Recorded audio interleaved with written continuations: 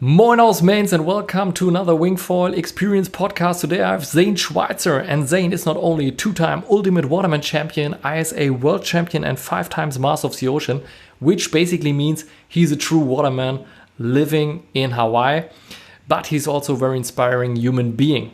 His book Beneath the Surface, highly recommended, is very inspiring, and we covered a lot in this podcast. We talked about him wingfoiling the first time in Jaws, how he teaches people to wingfoil in a couple of days, and so much more. I really enjoyed recording that interview with Zane. I hope you enjoy listening to it. Let me know in the comments, in Instagram, wherever you go.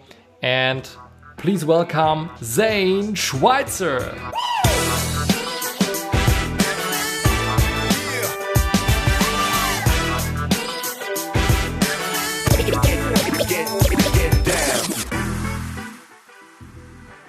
Welcome to another episode of the Wingfoil Experience podcast, and today is the first time I'm a little bit nervous actually because I have Zane Schweitzer on the podcast. Hey Zane, how are you? Hey Daniel, thanks so much for having me, man. I'm excited to talk story with you today. Yeah. Hey, maybe because before we start, like, where are you right now? Currently, I'm sitting at my house in Lahaina on the west side of Maui. It's about 7:30 a.m. Nice, cool morning. A little bit overcast and windy. We've had a lot of weather the last few weeks here in Maui. It's our winter, but it's still probably not as harsh as what most people are experiencing currently listening. Yeah. Man, you're diving right into it. I had my first session last weekend where I didn't freeze to death after coming back to my car, and I thought, man, finally it's spring, like it's getting warmer. You can change in the car park now without freezing everything off. But now we have back at -1 by -2 degrees, something like that. I'm like, fuck, it's not over yet. Yeah. Classic, man. Being cold is a tough thing to overcome, man. Gotta have a good Yeah, definitely. We have a place actually here in Europe. I don't know if you know about that. It's called Cold Hawaii. Have you heard that term?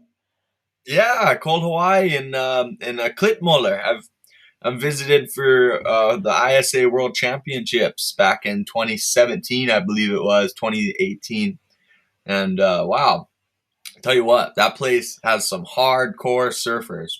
One of my really good friends, Casper Steinfath, is from there. Him and his family, and I got to stay at their family home in Klitmoller and got to get a real taste of the lifestyle out there. And man, I tell you what, those guys are a bit more of a rugged breed of surfers than we are in Hawaii, because most Hawaiians will look out and be like, oh, small, kind, windy, junk, go out later. Nah, not good. Out in Europe, the guys at Klitmoller, it can be freaking freezing water and blowing 20 miles an hour and waist high, and it's like so excited to get out there. And I love that kind of surfer who's just always excited to get out in the water. And so Klitmoller, Cold Hawaii, that place is special for sure. Got a special breed of watermen and waterwomen. It is. It is, man. It's even in summertime, it can be freezing there, and the only good thing about that is normally you have a lot of space on the water. If you are in a lineup, the lineup shouldn't be too crowded. And if you're on a wind sport gear, you have like the whole bay. Maybe you share it with like 5 or 6 people, But you need a winter coat, even if you go there for a summer trip. Yeah, that's the thing that I think is really special about wing foiling, is you could find freedom, even at a crowded place in Hawaii. You could always find that freedom on the water and get a little soulful session and away from other people. Yeah, totally. Man, before we dive right into it, I would like to Oh, sorry, that was due to the time Sorry. lag. So yeah, just for everybody listening, we actually we said before we started recording that we might have a time lag here and there because Zane is in Hawaii, I'm in Germany, Europe, so it's a long distance call.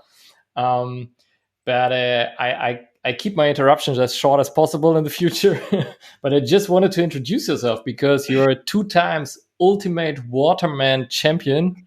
You're 5 times Master of the Ocean, and you won the ISA World Championship.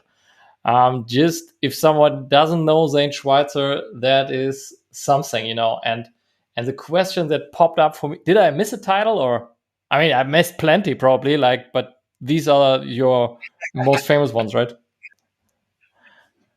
It gets to a certain point where there's not enough space on the cabinet for the trophies, and the same thing with the profile too. Those are the ones that I'm most proud of. The events those events listed there are a few of my victories, but they're the ones I'm the most proud of because they're multi-sport events, or they're events that took place at big wave locations like Tahiti or Cloudbreak. And so, yeah, but those multi-sport events to me are what I really am motivated to stay sharp on the water with, the ultimate waterman, the master of the ocean. Within a period of a week, you're doing 4 to 8 sports, competing with, elite crew of watermen. And so it's a great way to push yourself and to, embrace humility of, that progression in each sport. Because no matter how great of a waterman you are or a master of all trades you are, I think there's always that moment where you're met with this challenge that you have to overcome, or this obstacle that you need to bypass. And oftentimes, you learn from putting yourself in experience. So a good example for me is through that Ultimate Waterman event, the swimming division. Like the first year I did it, I didn't realize I wasn't a competitive swimmer. Like I've always known I was a good swimmer, and that kind of that put a lot of light on that category for me. And so it reminded me that I need to sharpen my skills as a waterman, and it kind of put me in place, give me a humility check. And so I spent a lot of time after that event, sharpening my skills with back to the basics, swimming. And it's amazing how much it helped my overall training and results throughout the year. But at the end of the day, the next year I went from being second to last in the swimming division to second place overall. And so it's, being able to put yourself in competition or right in the midst of the experience is always a great way to embrace some humility, but also to know where you need to grow. And so those multi-sport events to me are so exciting. That's awesome. I mean, the question that just popped up in my mind is, when you're going like from being at the end of the pack, like improving that much in one discipline, how much do you contribute to the training, and how much is also maybe the mindset?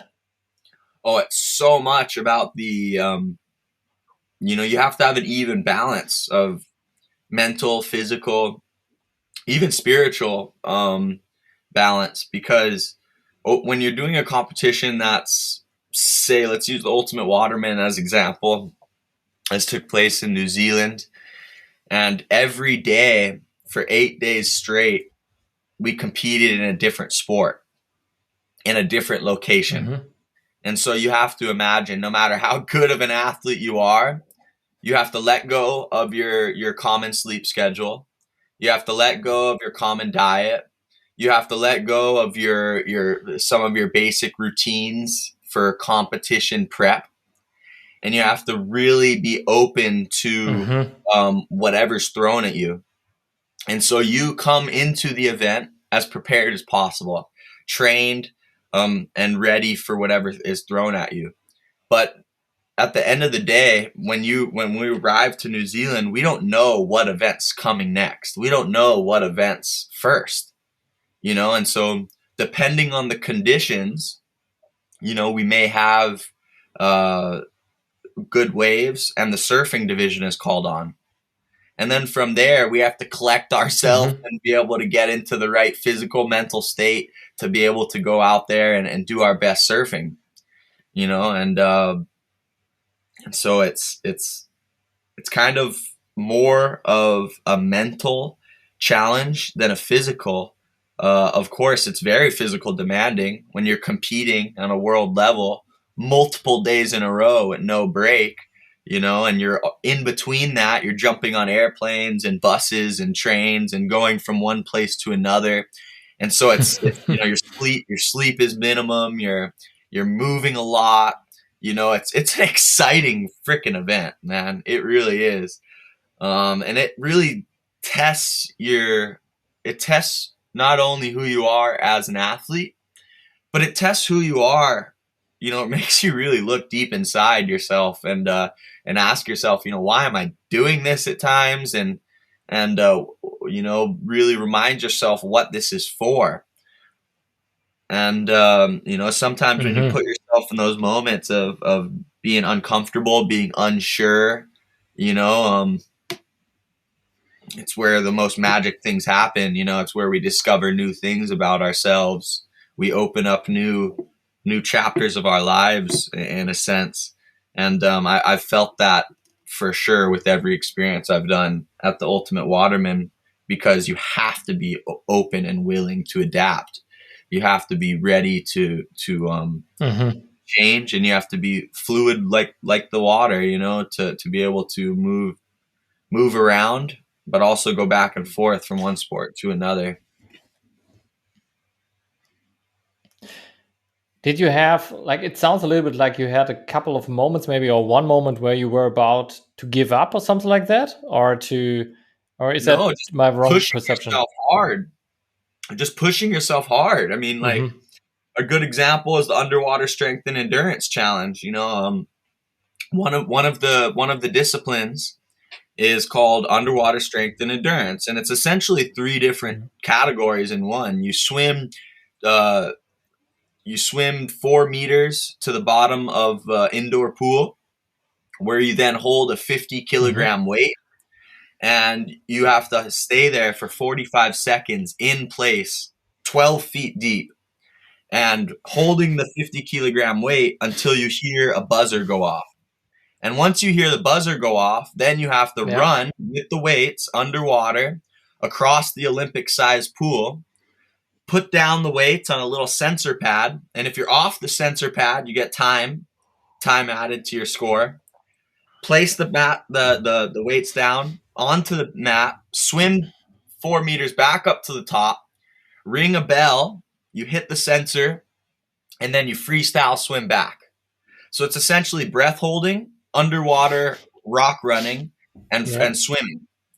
And so that event humbled me the first year, as I mentioned briefly earlier. And so coming back into this one, I was cold, but I didn't wear a wetsuit because I knew it would slow me down.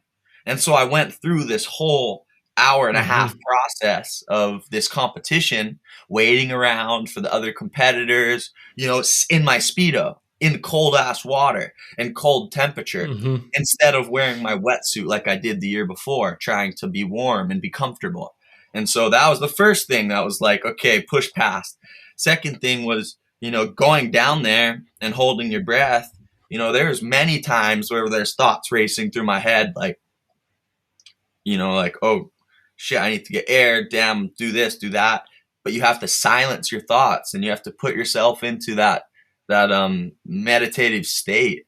And one of the ways that I do that is by, being confident in my preparation enough to not have to overthink my actions, and to be so confident in my preparations that I could, in a sense, let go. And one of the ways I do that is by, doing like a mantra in my head. And so when things get hard, or when things when I start to feel like not necessarily give up, but or I need to push harder and not let go, I'll go through this mantra, and it's, it's a Hawaiian practice called Ho'oponopono. And you go through and you pretty much, sorry, please forgive me, I love you, thank you. And I could be getting pounded on a 50-foot wave at Jaws, being underwater, trying to just relax as much as I can, going over and over. I'm sorry, please forgive me, I love you, thank you. Or I could be underwater with those 50-kilogram weights, trying to silence my thoughts and calm my body and do this best time as I can on the underwater strength and endurance. Same thing the whole time, just letting that be the only thing on my mind. And so, you know, Wow. I think everyone has a certain way of facing their what the challenges are thrown at them, and the Ultimate Waterman is definitely one of those events, because number one, it's not just one result, and so every result truly matters. Like as much as you could do, every little point counts, because at the end of the 8 to 10 day period, every point is added up. You know what I mean? Between all categories. And so, you know, you really have to be. So there's no slack, basically. Yep. Yeah. And so you have to push yourself, even in those categories you're not necessarily confident in. And I think that's probably the hardest part about the events, is the things we're good at come easy. We flow through it with little to less effort and output. Things that we're not so naturally gifted at, or things that we're not so confident in, they require more focus. They require more attention. They require more physical, you know, output. And so those are the things that become a challenge. Is those things that, you know, throughout the week, all of a sudden you hit the surf ski discipline, which is like paddling on a canoe with no outrigger. In Hawaii, we paddle with outrigger canoes. There's like this things off the side that keeps you balanced, and you have a single-sided paddle. The Ultimate Waterman, they throw this surf ski at you that's so unbalanced and tippy. You have a double-sided paddle. And I pretty much trained and learned how to surf ski paddle because of this event. And that took so much out of me. But I couldn't let up. I couldn't, just because I was a kook at it and I was failing in this category, doesn't mean that I'm not going to win the next. Doesn't mean that I need every second of effort in this discipline right now, the one that I'm struggling in, you know? And so I think oftentimes we need to remember, you know, when we are struggling, when we are going through a hard time, you know, of course there's a time and a place to surrender and to fight. But, you know, at the end of the day, we could keep going more than we think. You definitely never want to fight conditions, though. And that's not like what I'm trying to refer to here. It's not like getting hard because you're fighting the current or you're fighting the wind. Of course, you know, you're set on a path with the competition's course, but at the end of the day, you really have to just push past those mental barriers, right? As opposed to the physical ones, whether it be the waves, the wind, the current. Yeah. Man, I would love to come back to the Ho'oponopono. I love that you brought that up. But before we go there, I want to ask, you know, when you are in these situations, like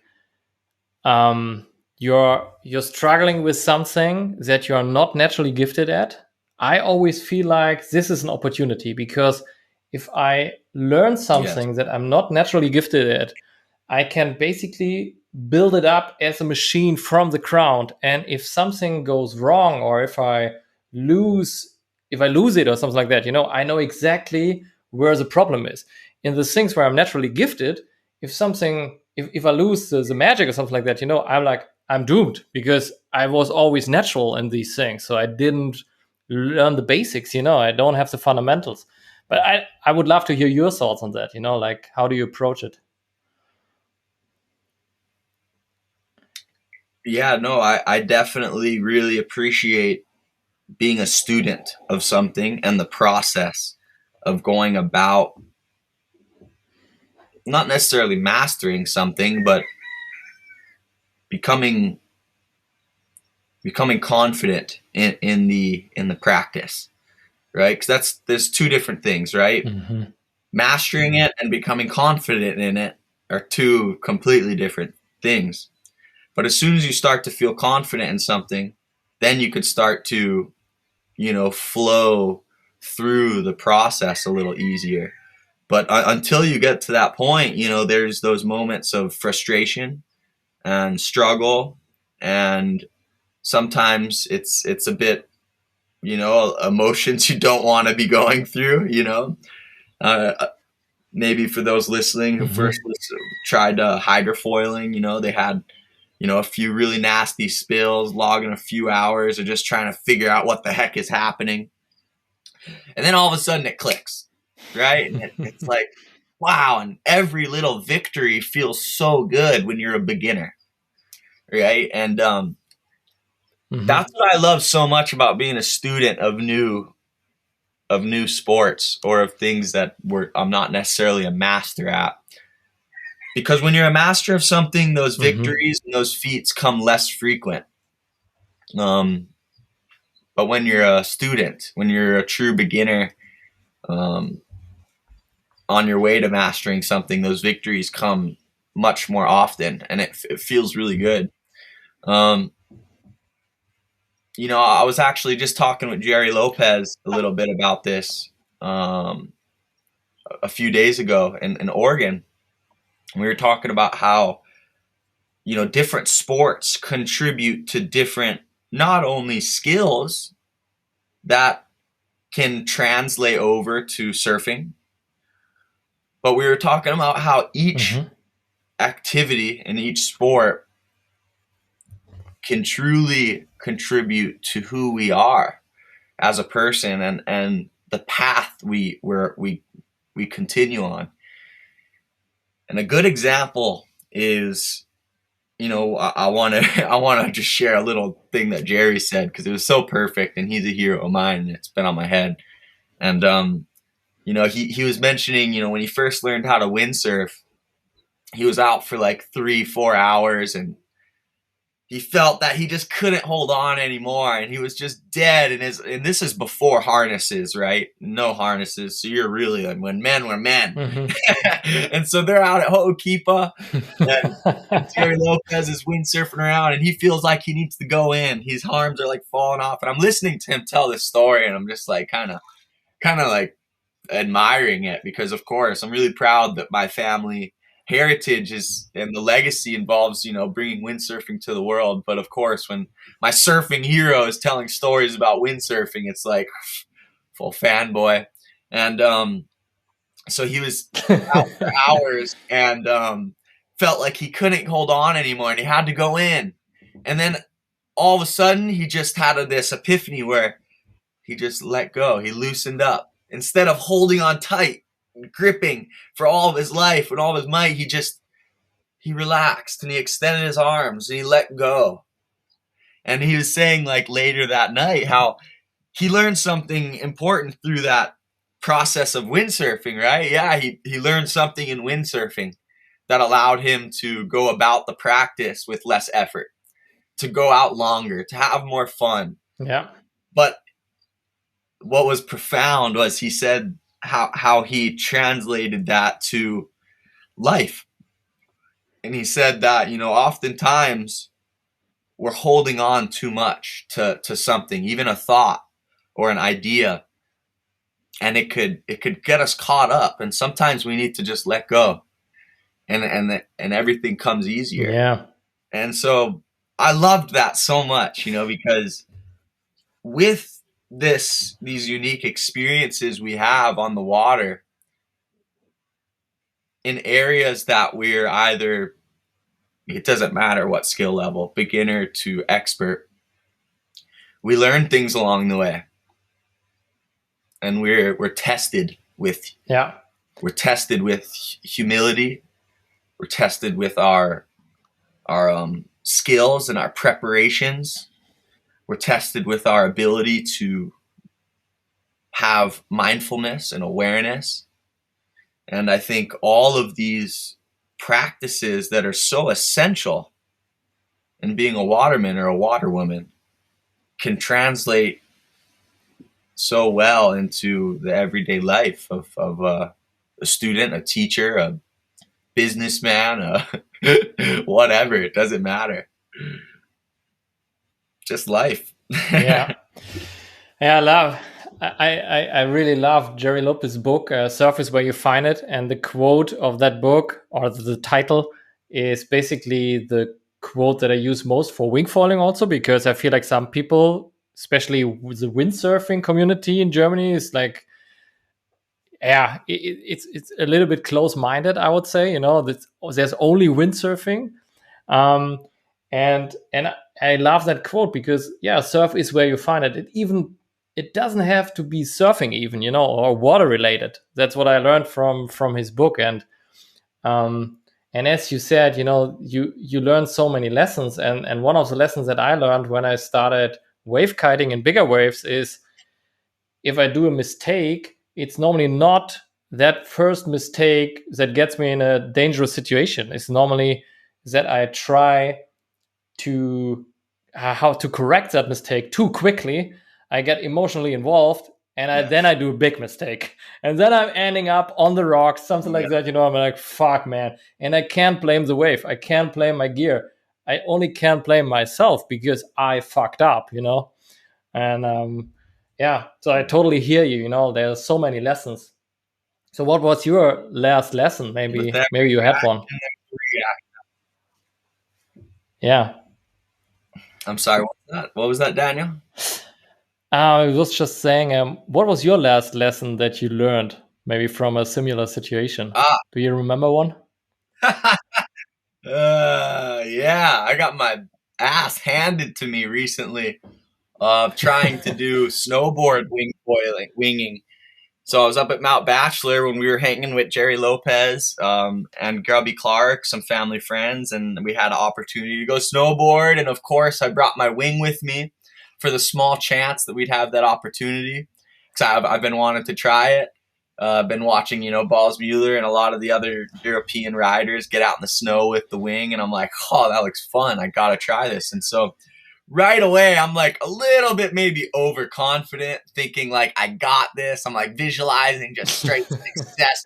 I'm like floating down the mountain, ripping, like, yeah, let's go. I pump this wing up, and I'm not even kidding you. Within the first 20 feet of like leaving the, I try and jump, and I like lift off. And when I land, my board was a little sideways. My tail came down like I would on a surfboard, and my rail caught. And I face planted and scorpioned harder than I've ever scorpioned in my life. And, then I was like, okay, I got an image of what I want to do in my head, but I have to let go of it, right? I have to feel the sensation of this because it's a new environment. It's a new line. You're ascending down descending down the mountain as opposed to going straight through the wind. And so there's a different feel in the wing, and there's definitely a different feel with the traction on the snow. And I'm a pretty confident snowboarder. But there is, I definitely was like, okay, slow down, Zane. I know I got this vision of ripping and just killing it, but then I really needed to slow down and just feel it out a bit more and see where the opportunities to rip were. But I quickly learned that it's not very forgiving. I had some heavy wipeouts. Like, oh my God, I'm glad I didn't freaking seriously hurt myself. But it ended up being really fun, just being able to fly down the hill, going fast, and be able to control the speed with the wing. You could control your speed. You could lean into the turns more. And those moments of jumping off the snow weren't as comfortable as I imagined. Like there's a few ledges that I jumped off, and man, it would get hairy because you start to kind of twist a little bit, and you always need to make sure to catch that rail, on the snow. But after a few really big spills and after a few big okay moments. I need to take it easy. I started to figure it out and get a few moments of lift off the ground, and I think there's definitely actually something special about it. Maybe there was no wind when I did it, so it was pretty much going off my just apparent speed flowing down the mountain. Mm-hmm. And so I had to go fast to engage lift, and that was probably the scariest part. You know, it wasn't the nicest snowy day, so it was a little icy. And so going fast to engage that lift, there was moments of like kind of sketchiness where the rail wasn't necessarily biting in the snow, it was on ice. And so I think having a little bit more cushion, a few more layers of powder or inches of powder could allow for that bite of the rail when you land, and maybe have a little bit more opportunity for some performance, you know. And so I'm actually really excited. I think I'm probably going to bring the wing with me now every time I go on snowboard trips.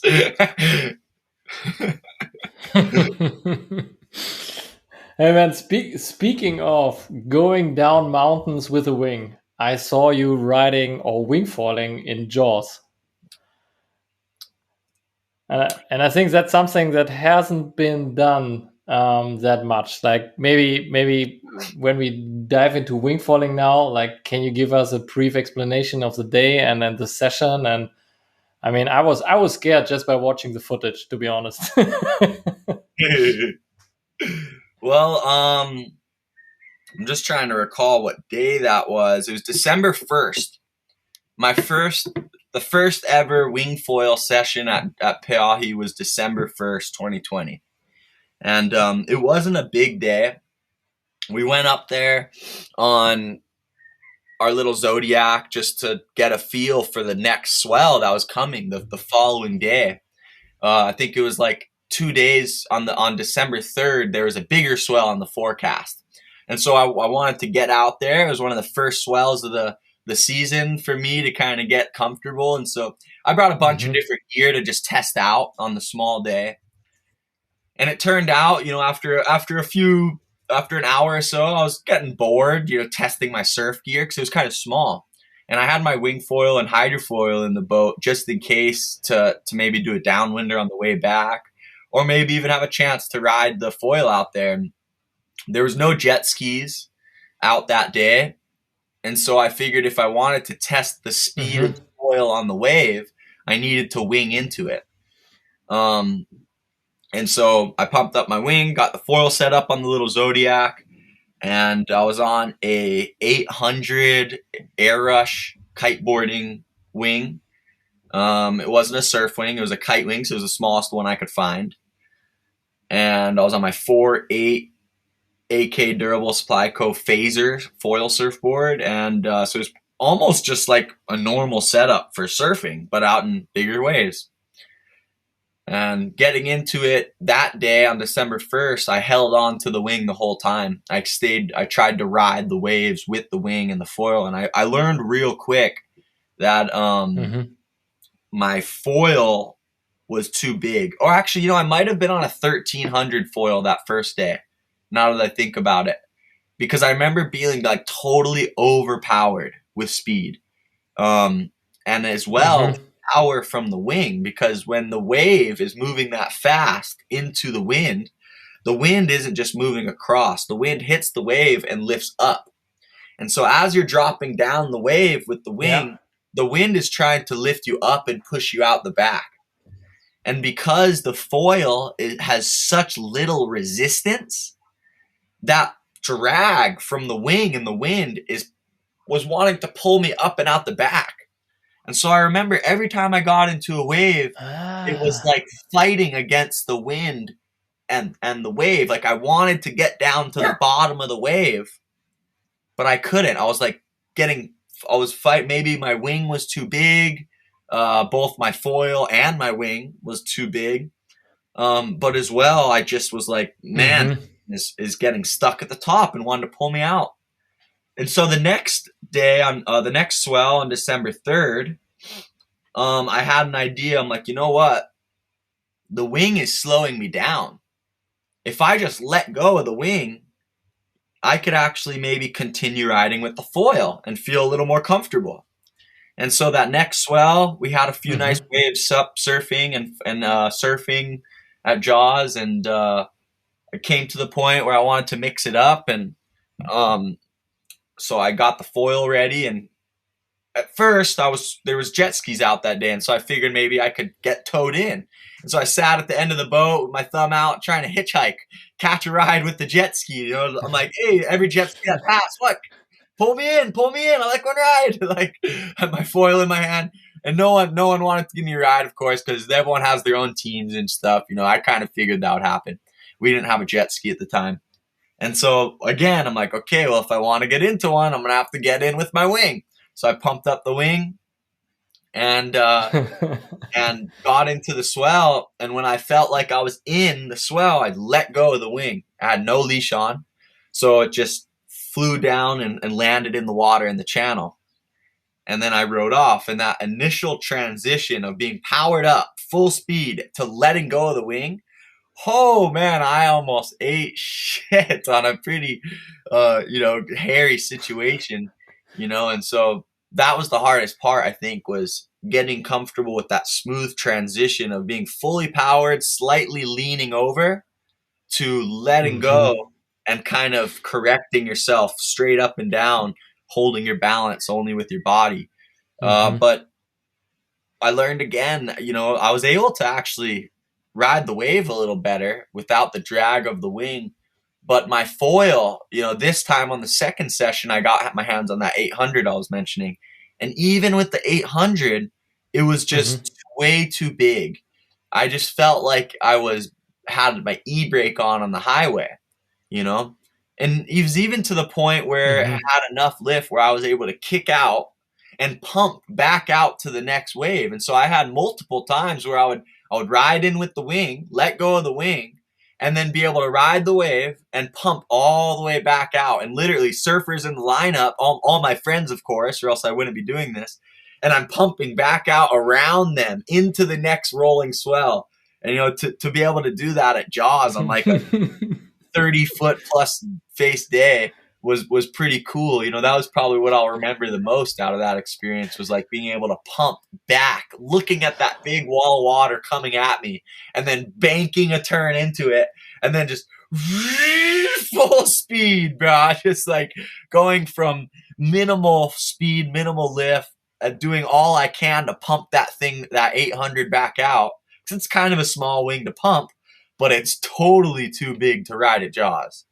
And so I was talking with Kai Lenny that session, and he was like, dude, you're crazy. I can't believe you're riding an 800 with a 80 centimeter mast. Like if I'm going to be out there, I'll be riding like 100 centimeter plus with a 3 to 600. I'm like, oh, okay. Well, back to the drawing board. I took some notes from that second session again, and unfortunately, no one makes wings that small. And so the only way to get my hands on something that small, between 300, and 400, 600, is getting a custom make. And so I've been working with some local Maui guys to cane to wild to do some custom big wave wings. But unfortunately, winter season's like kind of over now. Hopefully not. Hopefully we get a few more. We have until maybe April.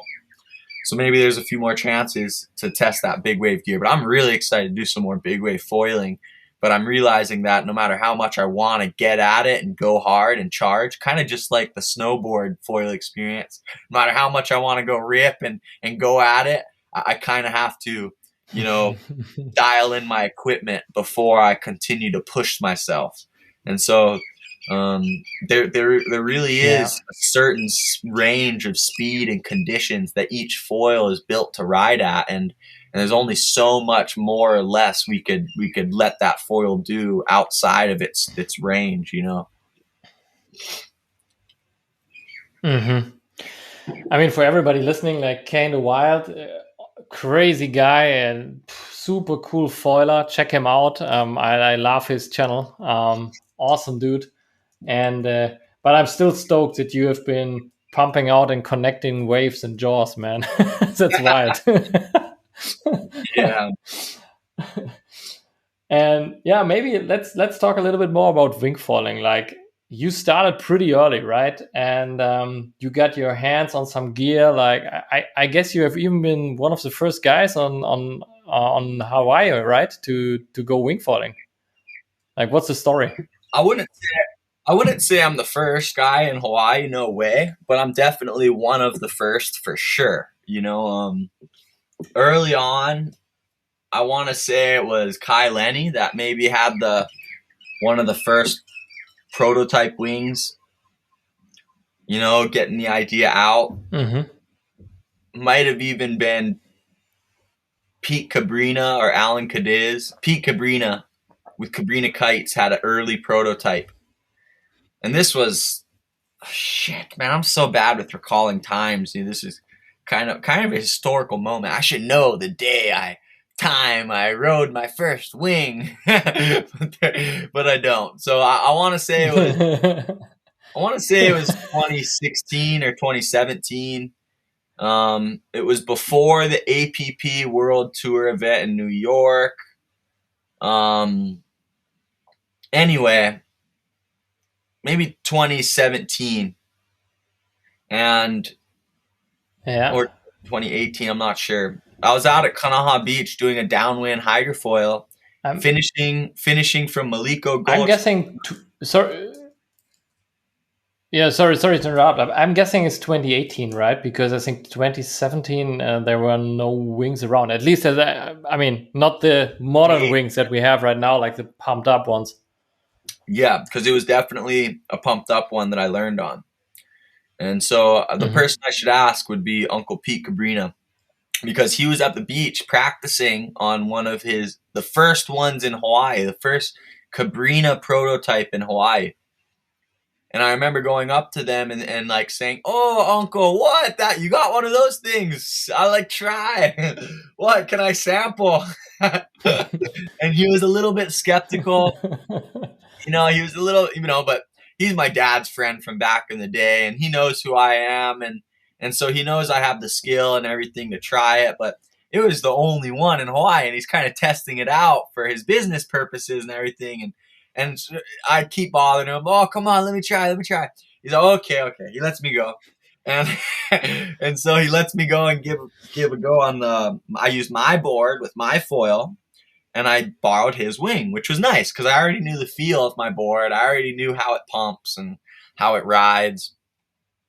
And within moments of putting that wing in my hand, I was able to get the board off the water and fly around, and it felt so natural because I'd say my windsurf and kite surf experience, like of course the foiling experience, 100% helped, because as soon as I had a little momentum, I was able to pump and get it up and riding. And so knowing how to foil proficiently helped a ton.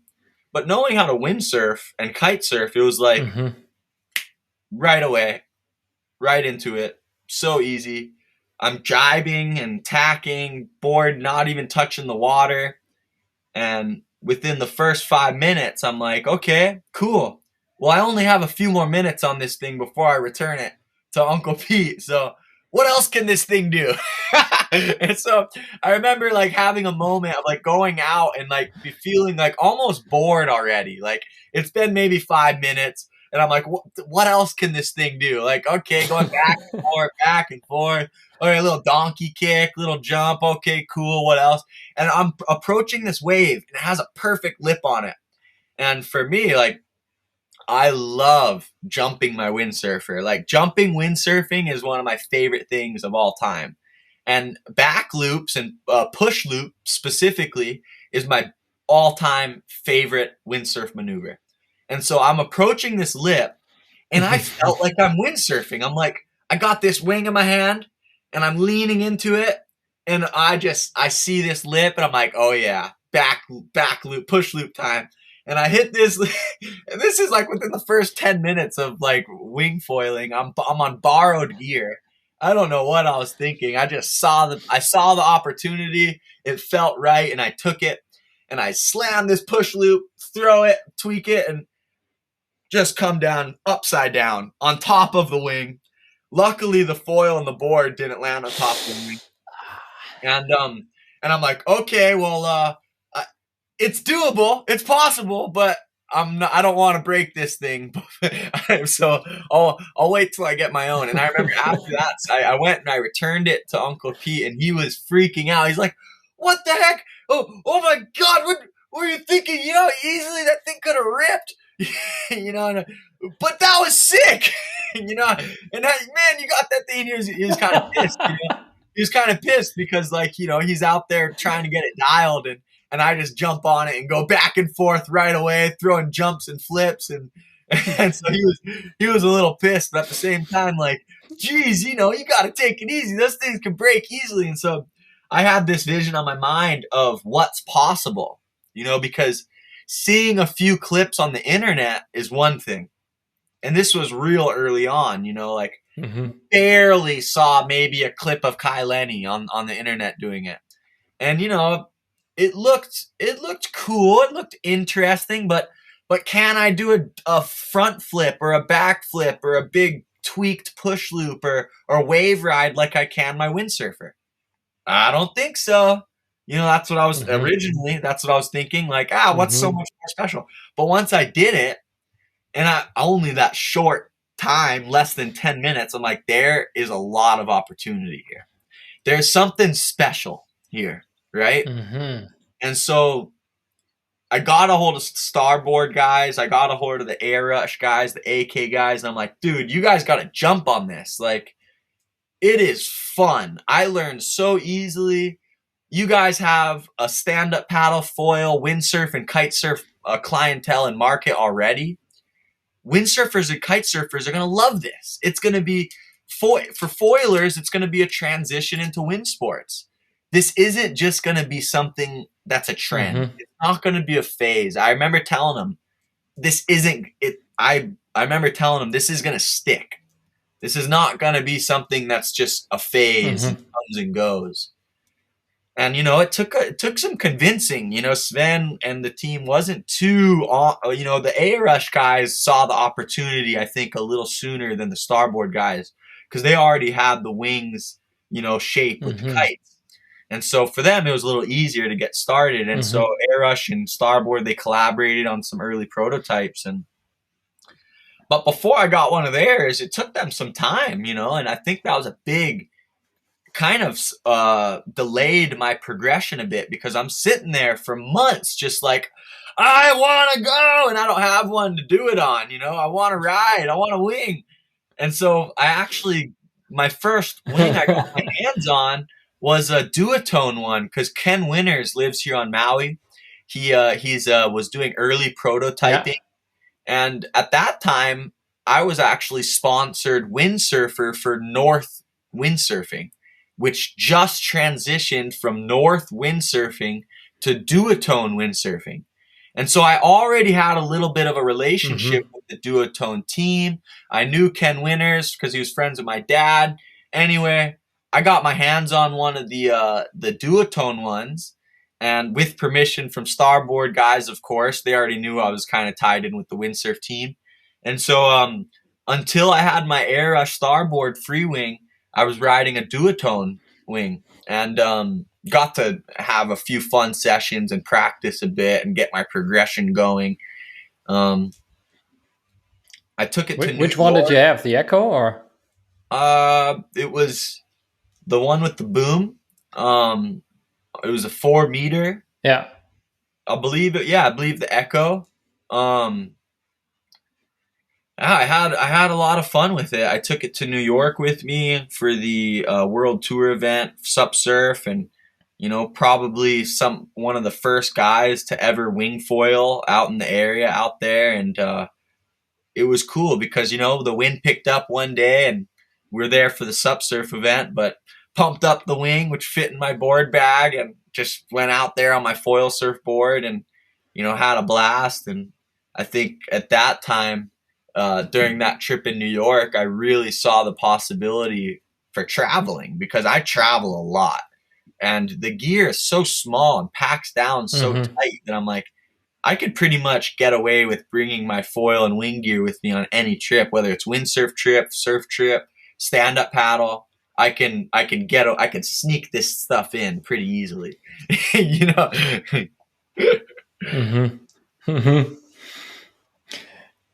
Awesome. And what I'm really also excited about is like if you're not like super into the latest performance and stuff, you just want to go free riding, you can also just grab an inflatable board, a light foil, and one wing, and you can sneak it in even in a family trip, Yeah, totally. Yeah, it's awesome. Totally.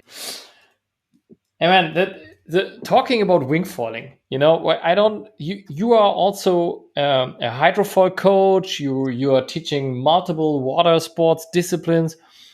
My experience from the last season is if I teach people how to wingfoil, like handling the wing takes like depending on the talent, like let's say 10 to 60 minutes to learn how to handle a wing, like the basics.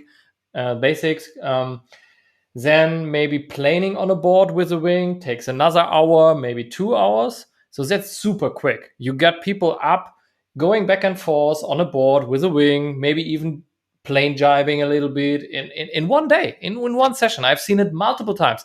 But the thing that everybody's struggling with is the foiling part.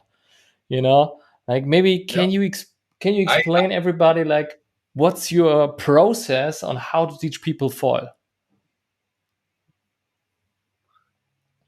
Well, yeah, let's start first with how to teach people foil. And, becoming a teacher in the sport has happened pretty authentically. I take a lot of pride in being a teacher in the sport for sure, especially as I'm an early pioneer of the sport of stand-up paddling. I was one of the first professional stand-up paddlers on the world tour.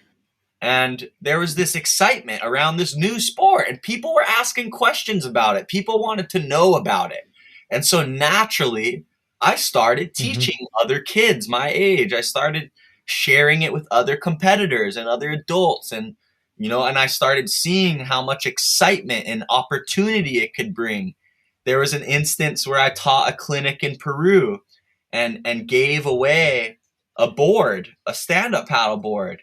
And I came back the next year, and this kid from a poverty-stricken community was out proficiently enjoying the waves on a stand-up paddleboard the next season. And there's this sense of pride and joy that I feel being able to pass on this practice in a natural environment that connects us to nature so profoundly, but also that brings so much joy into our life. And so much people, they don't know we have this escape right in front of us. They don't look at the beach and the ocean and see a playground, And I think as soon as we start to know how to utilize an ocean sport, we could now respect the ocean for our playground, our place of refuge. And in return, it also creates not just a waterman or a water woman. It creates an ocean guardian in a sense, because we have this unique, intimate connection with something that we truly find joy from, and we want to take care of it, right? And so teaching hydrofoil came naturally because Starboard was one of the first production hydrofoils to hit the market. They collaborated with GoFoil for their first production hydrofoils. And so early on, I was riding GoFoil Starboard foils, and everyone was talking about it. Everyone wanted to know a little bit about it. And so I brought 2 to 3 hydrofoils with me on every competition. On every trip I did, I brought like 2 to 3 foils with me. And in between competitions or before and after the event, I would host retreats or host clinics. And of course, not only would I do this to help me pay for the trip, because of course it was, winning a stand-up world tour event might not necessarily send you home with, covering all expenses. And so there was an opportunity to teach and earn a commission, but there was also a great opportunity to be able to know that this sport can start off with a good reputation. knowing that the people I interact with on my travels around the world will at least have a safe base. They'll have a good foundation. And so, over the last few years, I've taught hundreds of people how to hydrofoil. Over 500, 600 people how to hydrofoil. Early on, it was happening real quick. I mean, we were hosting a lot of retreats and clinics, and man, I mean, we got a lot of people on the water, and I could confidently say that up to 80-90% of them had success within the first 2-hour session. How this is? Because not all of them were athletes.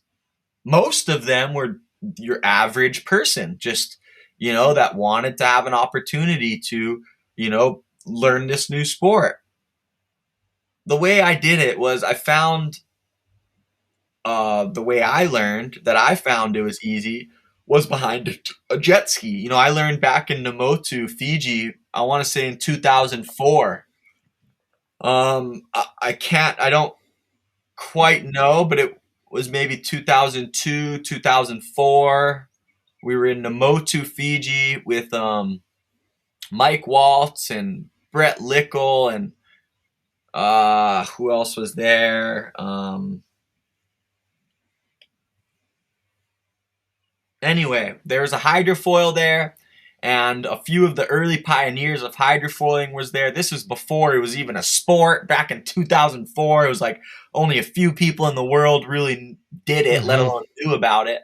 And so I slipped my tiny little 12-year-old feet into these snowboard boots that are locked into a first-generation Rush foil, and we're getting pulled behind a jet ski. You learned on one of these.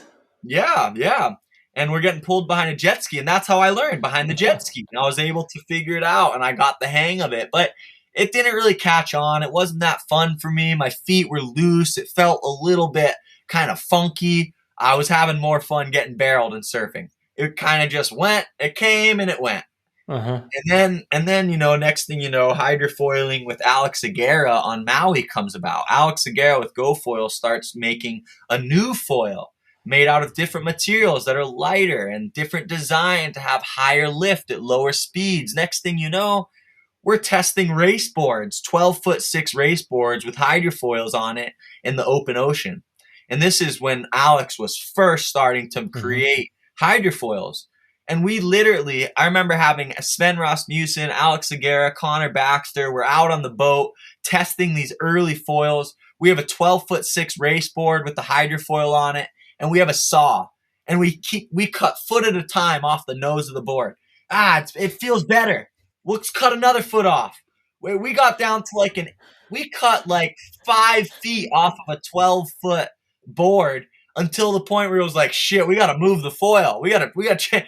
And then, so the first session, we literally cut a carbon fiber all-star race board down, because that's what we used in the bumps. We thought we needed that extra speed to get going. We realized, shit, we could be on a surfboard out here, paddling into the same bumps we would on a race board and still be able to fly. And this became insane to me, that we could be able to surf down the coast and ride waves and pump back out. And I was enthralled with it. And so it was something I became very passionate with.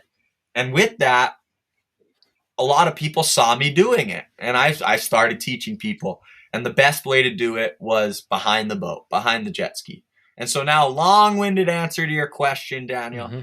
Best way to learn hydrofoiling: get behind a boat or a jet ski, go surf style with the rope, and learn with someone who knows what they're doing, not just proficient in the sport, but someone who could teach. Because being a good athlete and being a good teacher are two different things. Trust me. Don't be hard-headed.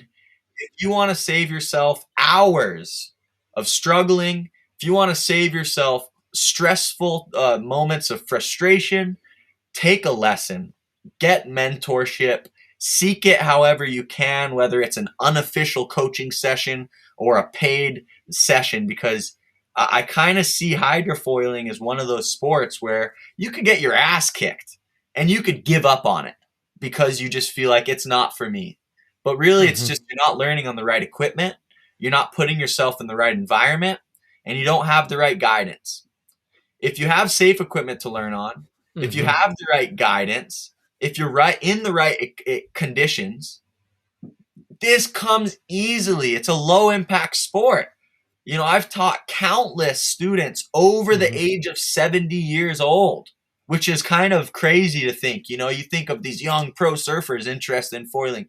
Most of the people I've taught how to foil are out of shape and older people that maybe aren't even professional athletes. They just are really interested and they want to get a taste of this new sport. And I tell you what, you don't need to be a top athlete. You don't need to be an extreme adrenaline seeker. You know, this can be a low impact, very fun, easy to learn sport.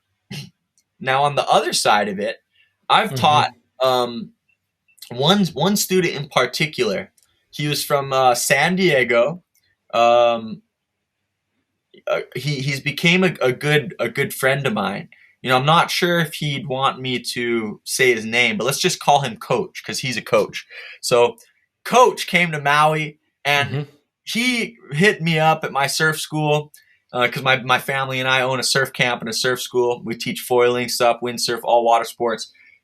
He hits me up and says, hey, I want to do a foil surf lesson. I got to get out there. I got to give it another try. I figured I'll get a professional lesson before I give up. And I remember feeling like, oh, dude, you can't give up. Let's go. I got out with him. I made time in my schedule for that week because I didn't want this guy to give up. I didn't want someone to be spreading the word in their community saying, it's too hard. I couldn't do it. Don't give it your time. Being an early pioneer of this sport, I feel like I have the responsibility to make sure people know that it's accessible. It can be safe. It can be easy. And so I met with him, got him out behind the boat, and this grown man, he started tearing at the end of his session because I remember seeing him and I remember yelling out to him at the back of the boat after he got his first flight.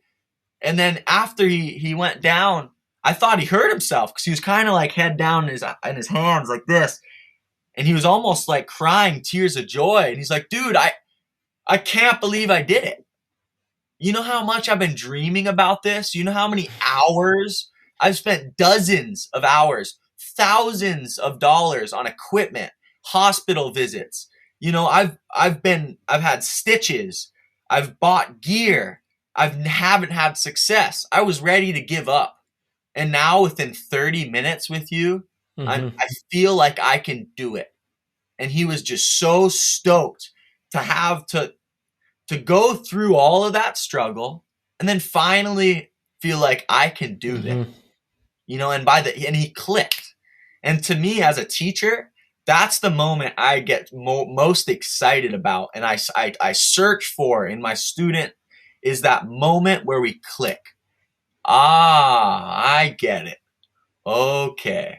It's this mental shift. Maybe that moment where we let go, like Uncle Gerry was saying, you know, and oftentimes everyone has a different way to overcome that.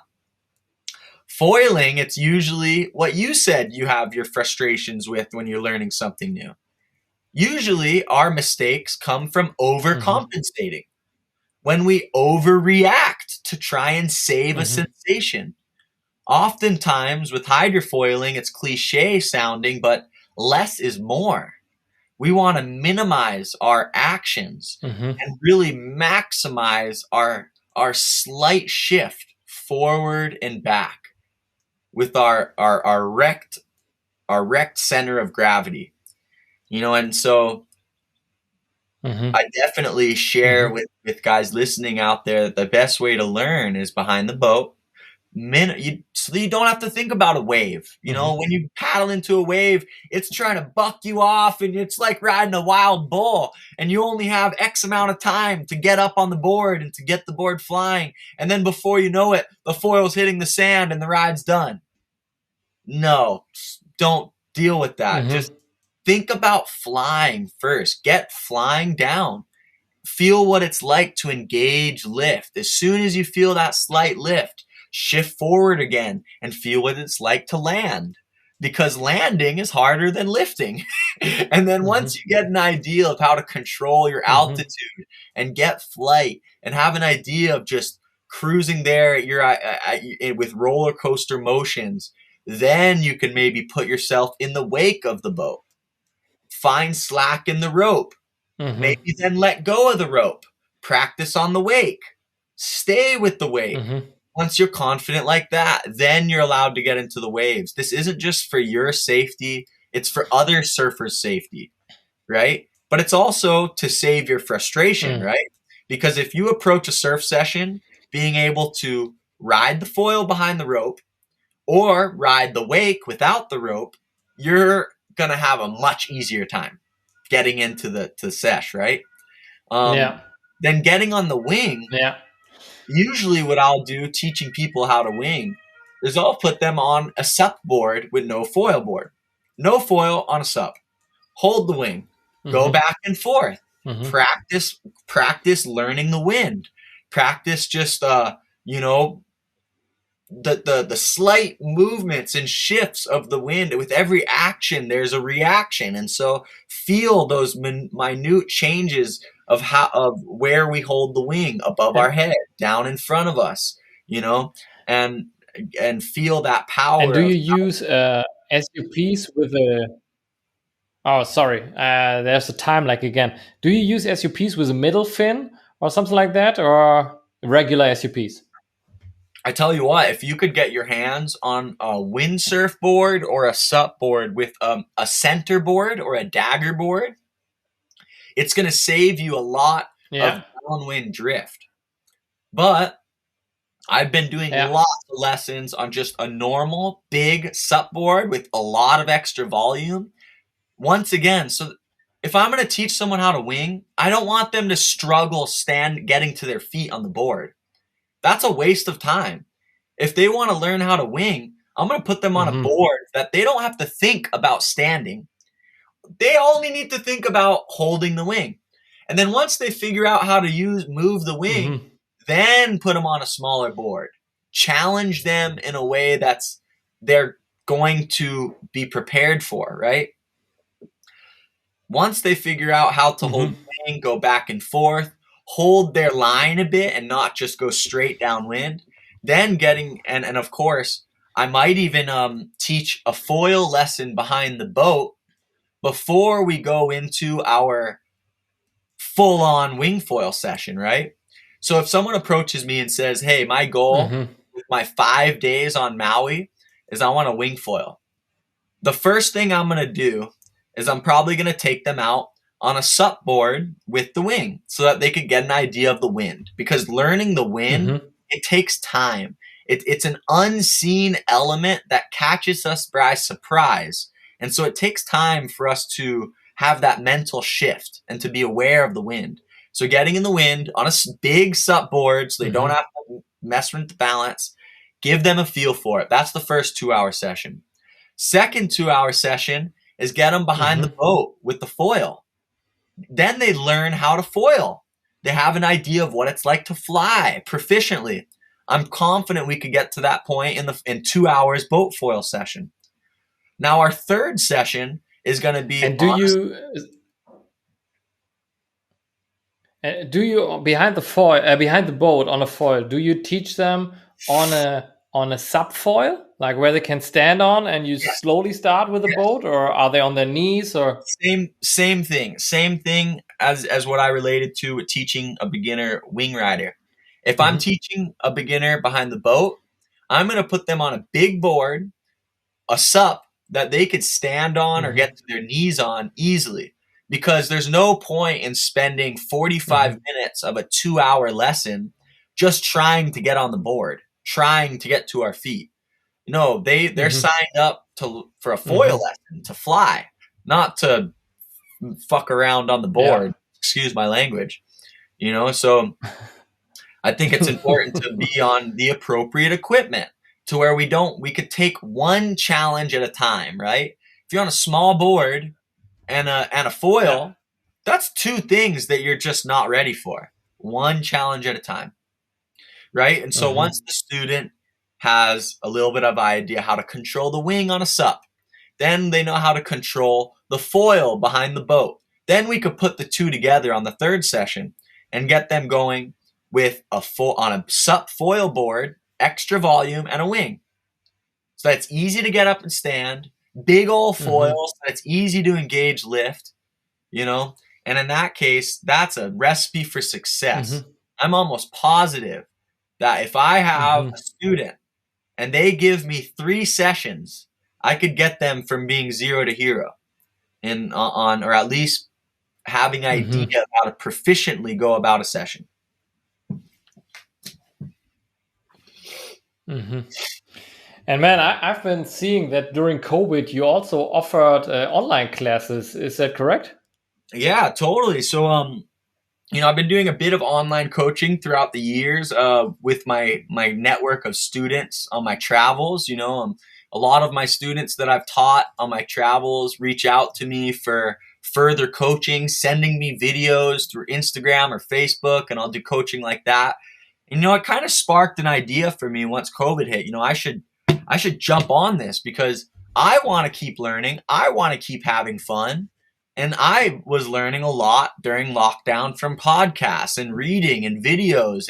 And so I actually teamed up with another program. And now I've continued to go back to doing things just on my own because it's a little more streamlined.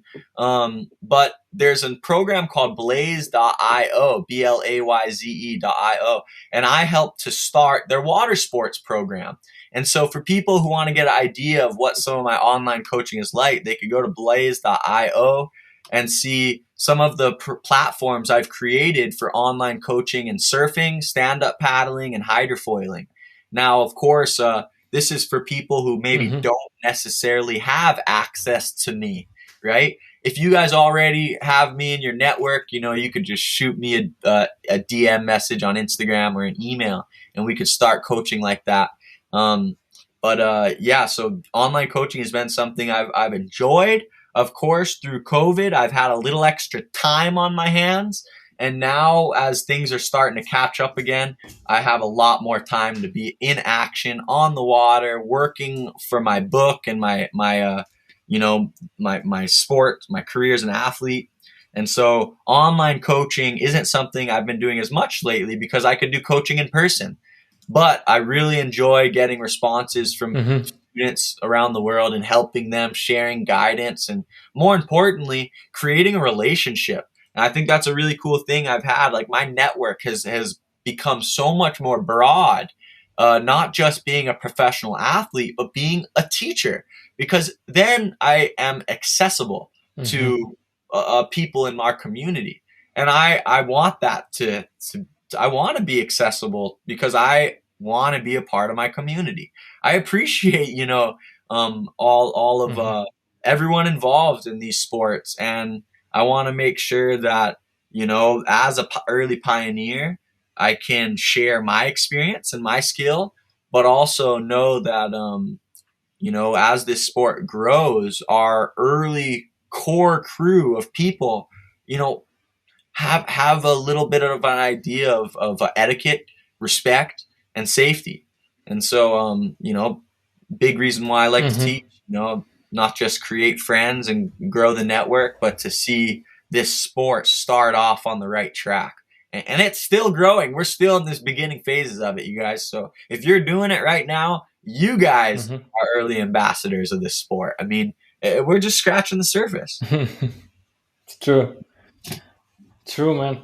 Every time I get off the water, there's just a random person, asking me like, "What's that?" And I had this magic moment with I guess I don't know how old he is. It's a guy who regularly goes for a walk on my home spot. I guess he's 80 plus years old, and I drove up on the car park that weekend. And he greeted me, welcomed me. And I was like, "Hey, there are some windsurfers here. I already explained to them there's a new thing coming up, and you can fly over the water. And I was like, yeah, that's true. And he was like, show them how it's done, And, that's the one downfall just magic. Being involved in this sport. If you're an introvert and you don't like to talk to people, then getting into hydrofoiling might be a challenge for you, because it seems like everyone wants to talk to you when you get to the beach. What's that? Oh, what is this? Tell me about it. And I've had people ask me, is that a chair attached to the bottom of your board so you could sit on it while it's on the beach? Yeah, this is my built-in chair. Yeah. Man, this is really awesome. And I mean, I'm not an introvert, so I love it. And I especially love it, that's these seniors, like hanging out at the river, at the lake. They are so stoked, to see new things popping up. And you can tell because they ask me, like, this is new, right? I haven't seen it. And I'm like, yeah, it's new. And they are kind of also relieved, like, yeah, I'm not like, I didn't miss 10 years. It's really new, so they're quite happy about that. Yeah. Man, listening to you, everybody listening to you, I guess, is realizing that you're a very reflected person, and I would like to shift the topic a little bit, because I guess from my research that journaling is a huge part in your day-to-day life. And I would like to ask you about your book, Beneath the Surface. So for everybody who's out there listening, Zane has a book out, and I just saw you can even order autographed copies from his website. So that's maybe a little bit more personal than going to Amazon. But tell us a little bit about the story behind that book, because I think it's a beautiful story. Well, it's a story of my life's experiences through journaling. I've been journaling since the early age of 12 years old, and it's a practice that's been very dear to me, and I hold a lot of respect for the opportunities that have presented themselves through, I guess we could call it meditational practices of visualization through journaling, and I really do believe it's a powerful tool. It's a practice that's been passed down to me from my grandmother, Diane Schweitzer. And, when I first started traveling on the Junior World Tour for windsurfing, I was about 12 years old, and she gifted me a journal titled Devotion. And on every page, there was a quote from a famous philosopher throughout history. And I really embraced her words that she wrote in the cover, and it said, write down your experiences with the world and its people, because one day you'll be our age and it'll be hard to recall them. And so I started journaling. I would journal stupid things, what new words I learned in different languages on my travels. I started journaling, friends and food that I learned on new places. And then I started getting more in depth and finding a personal twist to my journaling. And my grandmother on my other side, Grandma Carolyn Jackson, she introduced me to the power of visualization and manifested destiny through meditation practices like the attitude of gratitude, she would call it, or where we would recite 7 things we're grateful for each day. And they can never be the same thing. And so as a young child, I would think, how could I find a new thing, 7 new things every single day? That seems impossible. And my grandma would remind me, well, once you learn to do that, you'll never have an excuse to be ungrateful.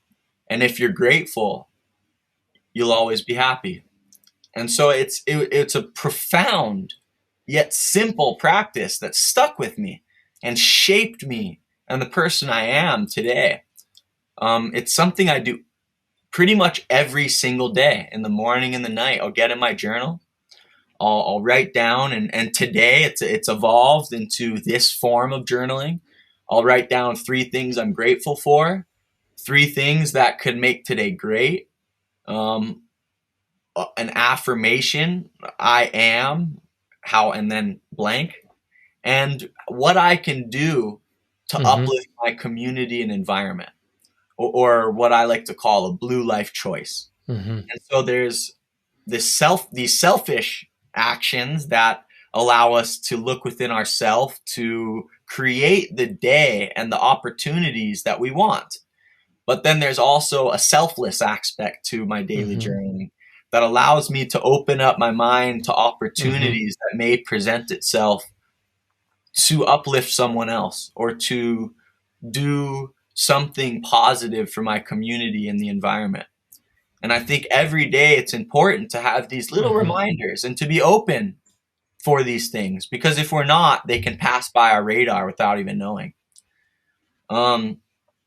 So my book, it came about from over 15 years of journalism. You know, my grandmother got really ill, and we started to go through all my journals. We started circling pages in all my journals that were exciting, and we started finding stories that my grandma thought I needed to share with the world and its people. And she made me promise her that I would share my stories with the world and its people. And I think it was a profound challenge that I accepted, you know, and so her health declined. Did it scare you a little to do so, or? Yes, it was a very vulnerable moment, you know, because all of a sudden this happened really quick. You know, my grandmother's health was declining fast, and I wanted to finish this, what we started. I wanted this project to be presented to her. And so you got to understand, I was in the middle of a busy time of my life, traveling, you know, 8 to 10 months out of the year, juggling multi-sport events and the stand-up world tour and a few windsurf world tour events. And before training at 4 a.m. and after my days of competing or work at midnight, I'd be working on my book, and I'd be trying, just knowing that I want to present this to my grandmother. It was for my grandmother, this whole book. It was to make her proud. It was to know, for her to know that the lessons she taught me are valued, and that my experiences with the world and its people can be translated for the reader, and that her life and her values could live on. And that's been an interesting thing through the book. You know, I was able to present it to her before she passed away. It was the early draft. It wasn't the final draft, but I was able to give it to her, and it felt really good, you know. But it feels even better to know that my community and the world got to meet her. They got to meet my family. They got to meet my coaches, and they get to learn the lessons that have stuck with me. And so I'm really proud to share my family's legacy, our culture and our values that we have in Hawaii, and be able to also just share the passions that the world of our oceans can open up for everyone. You know, I think there's so much lessons that we could all take away from being in the ocean and taking on something new and getting outside of our comfort zone, right? And I think whatever our hidden motivations are through our sport or through our activities or our goals and endeavors, I think we need to know that with every action there's a reaction, and every step truly matters, you know. And so each day we have to embrace our power of choice to advance on to, you know, that next chapter where we want to be. And I think journaling is a really good way to keep track of that, right? It allows us to know each day who we are when we wake up, because I hope I'm not the same person next month. God forbid, I better not be the same person next year. You know, I expect to always change, and to always change for the better, and to continue growing. And journaling is a way for me to keep track of that, and to know that this is who I am now. This is where I want to go, and I'm going to keep my eyes open for it. And I'm going to jump through that window of opportunity when it presents itself. Yeah. Man, I can relate so much to that story, because I've been super close with my grandmother. She was like a second mother to me, so to say. So I can really relate to that story. And I've not been journaling as long as you are, but I've been writing music when I was a little kid. And when I listened to a song that I recorded when I was, let's say, 14, 15, it feels like this is a stranger. I mean, I know that person, but it's not me, you know, that wrote that song. It's like that's someone else who wrote that song. It's my 14-year-old version, you know? Yeah. So you can be super proud of yourself that you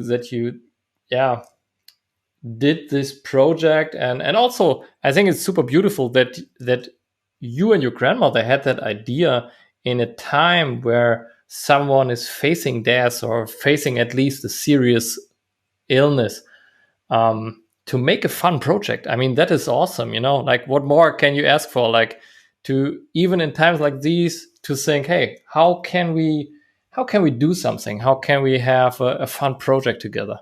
It's really inspiring. I love that story. Thanks for sharing. Thank you, man, for asking about it. I hope all the viewers get a chance to, you know, further have an opportunity to get to know me through my social media channels, or through my YouTube blogs, or through my book, if you want a more personal connection. And, you know, I'm really happy to have a chance to talk with you, Daniel, you know. And you're doing a really cool thing for our community of foilers and wing riders. And I think it's such a growing sport. We're really only scratching the surface of what's possible. And so, I really hope to see you all on the water, ripping it up, flying through the air. Yeah. Man, I would have a million more questions, but we're going to wrap it up. I wanted to ask you about the Ho'oponopono, and maybe we can have a part 2 at some time, you know. And I'm going to shoot you my question about the Ho'oponopono then. So that makes a nice cliffhanger. So if someone wants to reach out to you, what's the best place to get a hold of you? I mean, you have your homepage, zaneschweitzer.com. You're on Instagram at Zaniac1. Any place else, like YouTube channel, probably, right? Your YouTube channel is big. If you want to get a hold of me, Instagram, direct message. I answer almost every comment and every direct message through Instagram. And I've tried to make it my point of contact through my social network. Facebook is a little tough for me. It's very diluted and hard to get through sometimes. Sometimes my messages will be buried in notifications, but Instagram, I'm usually always on it within 2 days. And I'll see your message for sure. But if you want to follow my action, I spend a lot of time each week on my weekly newsletter. It's a private newsletter. You guys could subscribe to it through my website. And if you join into my weekly newsletter, every Aloha Friday, I'll share new featured podcasts. Like this one will probably be featured when it's released. I'll have new YouTube vlogs featured, and newsletter viewers will be the first people to see these new posts that drop. share stories from the week's adventures and actions or what I've learned. And it's usually short and sweet and a consistent little tidbit of where I'm at in my life. And so if you guys want to subscribe to my newsletter, and then from there, of course, you'll be able to see all my other networks, whether it's my YouTube vlogs or my Instagram. But it's a crazy world we live in. It's a social world online. We're just trying to do our best to keep living, right? That's true. That's true, man. Thank you so much for being on the show. These interviews, these dialogues, these surf talks, so to say, are exactly why I started that podcast. It's not only to talk about wingfoiling. Obviously, it's also about to talk about wingfoiling, but it's also to talk about, spirituality and other stuff that is related to surfing. I mean, I just love it. And you mentioned so many of my heroes, and yeah, thanks for being on the show, man. I'm really stoked about that. Such a pleasure, brother. Thank you very much, and I hope to hear from you soon. For maybe we'll do round 2. Yeah, let's do it. See you soon, man. See you on the water. Aloha.